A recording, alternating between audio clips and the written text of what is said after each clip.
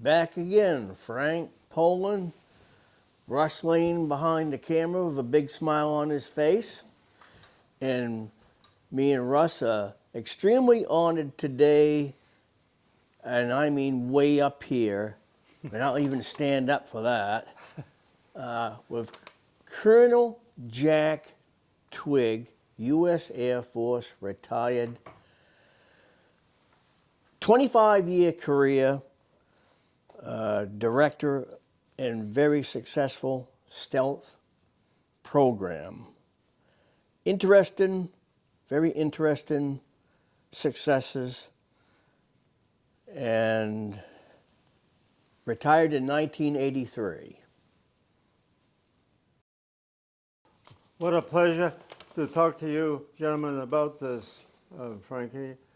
I'm so proud of my 25-year Air Force career. A little bit about my history. Early history is very important.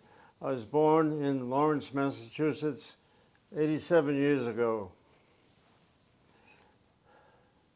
I moved to Andover, Massachusetts in my early life. And then I lived in 3 New England, Maine states, Massachusetts, New Hampshire, and Maine, then back to New Hampshire. I moved to New Hampshire in grammar school. In the summer, I was very proud to be trout fishing and caddying at the golf course. I love golf. And in the winters, I did downhill skiing racing. And I was a member of the ski patrol in a mountain in New Hampshire. My job was, another guy and I would take a toboggan down the hill with the injured skier. We'd take him down the hill on a toboggan, and we would take him down to an ambulance that was waiting at the bottom of the hill. So sometimes some very serious injuries. Then I moved to Maine after New Hampshire. I went to Deering High School near Portland, and just for 1 year, then I would move back to Andover, Massachusetts. My education is most important in my life. I was a pretty good student in high school, but I loved math, and math kind of got me through everything when I went to college. I applied and was accepted to Lowell Technological Institute in Massachusetts in Lowell. At that school, at that time, the first 2-year students had to sign up for ROTC, Reserve Officer Training Corps. They paid the college to train us as potential future Air Force officers. First 2 years you had to take ROTC. 3rd and 4th year were potential. I signed up for 4 years because I loved my Air Force training. My senior year at Lowell Tech, I was a college cadet commander in ROTC.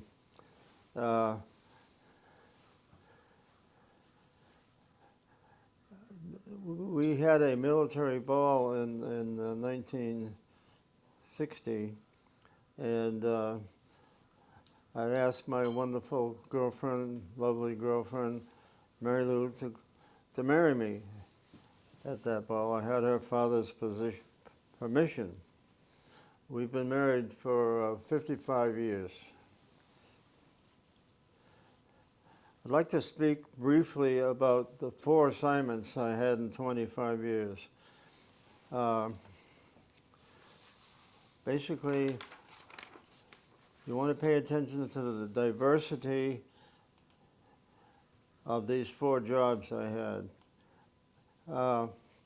After I graduated from Lowell Technological Institute, I went to New York University as a student in meteorology and climatology because the Air Force had a need there.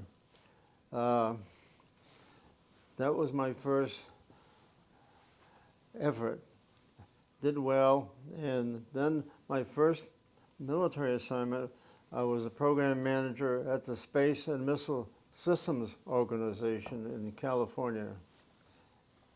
In that program, I had two very critical programs I managed. The first one was a maneuvering reentry vehicle, which goes on top of the missile and goes into the country that you're attacking.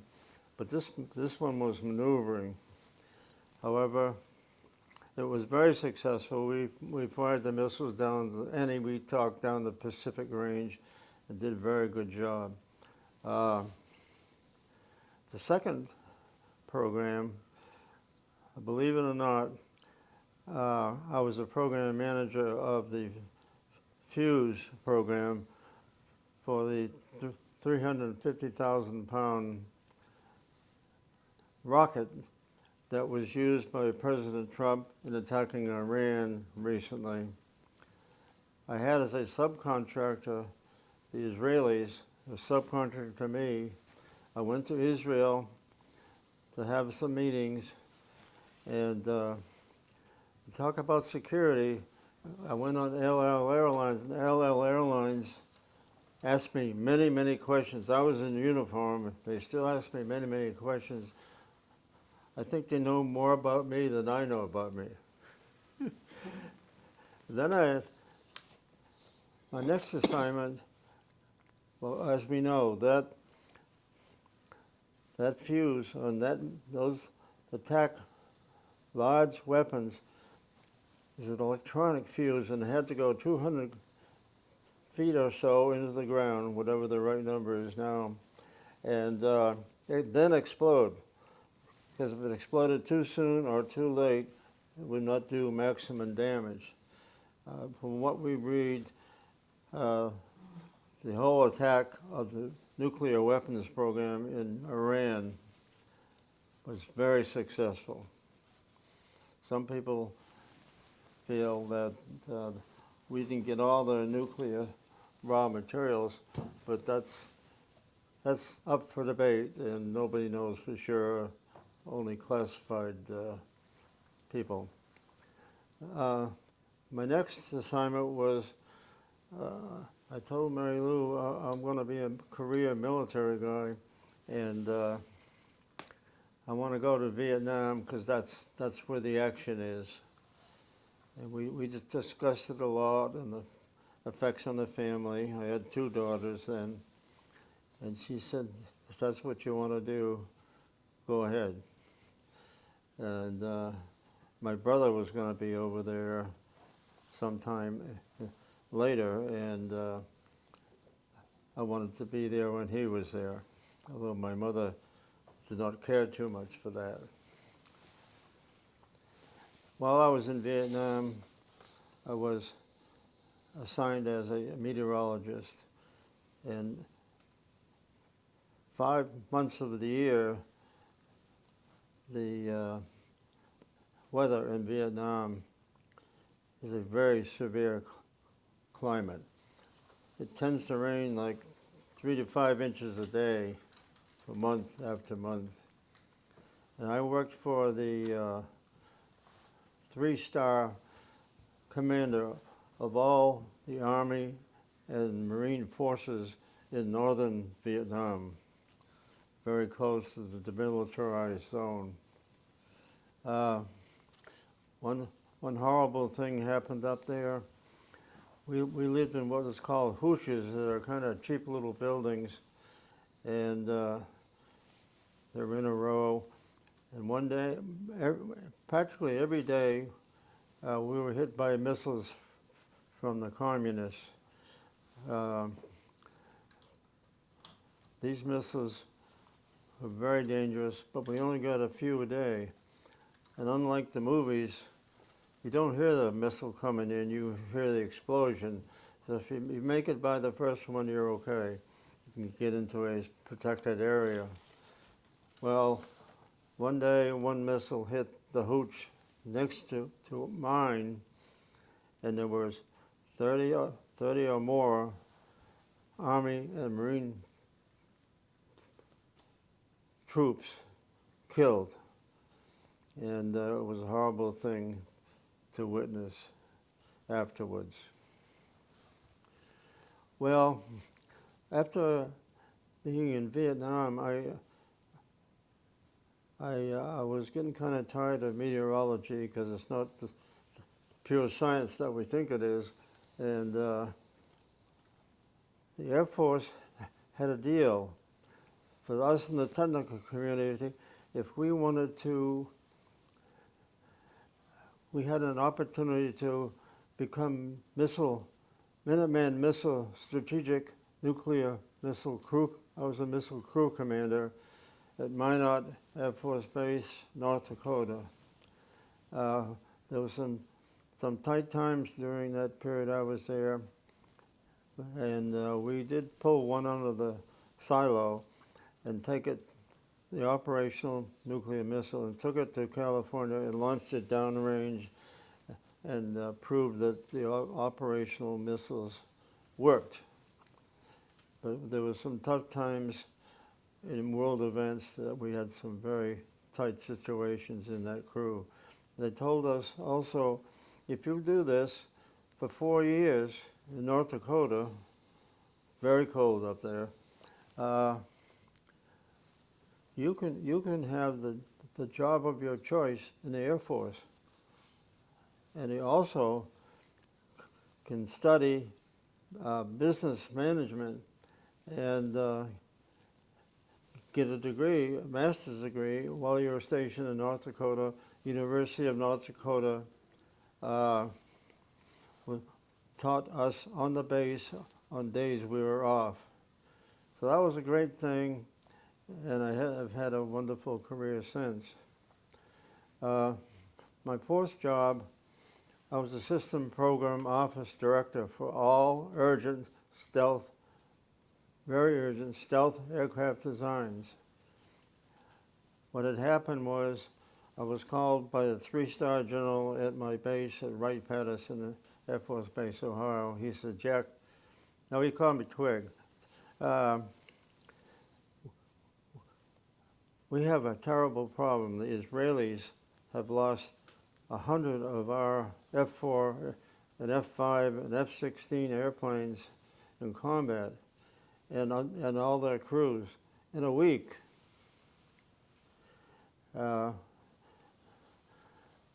So we need a solution for that, because the whole Air Force is vulnerable, both in Europe and in the Pacific.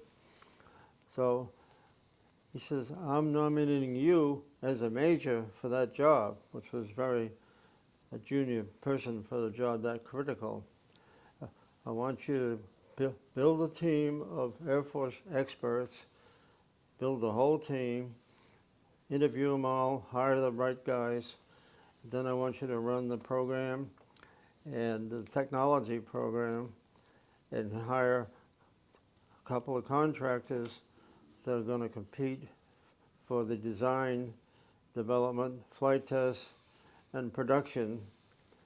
The production programs subsequently had great combat records. I'm talking about the F-117 stealth fighter and the B-2 stealth bomber. Now, I can't give you any more details on the stealth program, the low observable stealth program, because it's all top secret. I told you about my force, very interesting assignments. The diversity and how they were related, you can easily see. In the closing, I consider myself a very conservative patriot. I love my wife, Mary Lou, so much. Without her standing by from all my travel I had to do for many, many missions for these stealth airplanes, I could have not achieved what our team, not just me, our teamwork is my word of success. I love my country. I could not consider living anywhere else. Frankie asked me about what's the secret of a happy life. That's a tough question, but my answer is clearly one needs to balance their great work and their family time. That's how you have a happy life with this type of job. God bless you. Thank you, Jack. No, that's kind of the whole thing. I wanted to summarize my programs, which I'm very proud of, and I had great teamwork, and that's what it takes. Smart guys with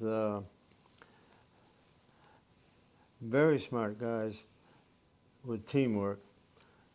We traditionally in the Air Force, the contractor and the program office, Air Force, don't get along, and we did not stand for that. The thing I'm most proud of with our teamwork and brainstorming is every once in a while we would have a showstopper. The showstopper is something that if you don't solve it, the program's over. We had 6 showstoppers during the stealth airplane development program. That means if you don't solve it, it's over. But I came up with a good management deal, I think, with the contractor and the program officer. I told the program office, find a solution, your best solution to the showstopper. And I did the same thing with the contractor. I said, find your best solution. And then I brought them all together out in California, and we had 6 showstoppers. And every time we got together and brainstormed, we solved the problem. Because these smart guys, finding 2 reasonable solutions, they would pick the best one, and every time they picked that solution, it worked. God bless they're very smart, talented, and clearly dedicated day and night people that work for me. I just wanted to say something about Round Pond, Maine. We live here a little less than 6 months a year, and we live in Florida the other 6 months. It's a wonderful town, the ocean lot, big garden, and the people here are just like the old days. Most people have out in their front yard a mailbox and a sign that says what they do for a living. They're a carpenter, they're a plumber, builder. So it's like the old days when I was born. You can always find somebody to help you with the job. And that makes it a wonderful area, and the people here it's just great. Frankie is a representative that we love. Best place in the world, Round Pond, Maine. That's what many people say. I say the same thing. That's all I have to say right now. Thank you, Frankie. Thank you, Jack. A very super military career and family man, patriot, 100% American hero. My honor, Thank you. Russ's honor. God bless you, Thank Frankie. you very much. Thank you.